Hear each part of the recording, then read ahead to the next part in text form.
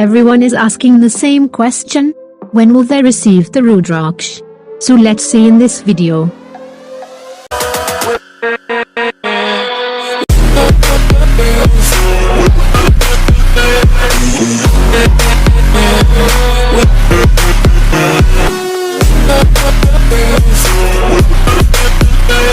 Namaskaram everyone. Rudraksha Diksha registration got closed only on the 15th of March.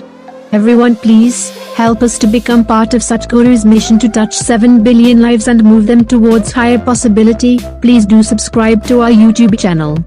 So the distribution has got started after 15 only. There are some places where courier facility is not available, so it might take 4 to 5 weeks. Yes, there are some places where people have received rudraksh by now.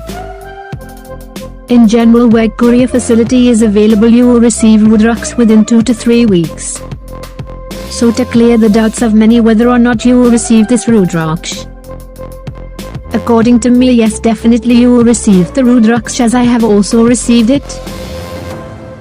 As Krishna said, Karam karo ful ki chinta mat karo.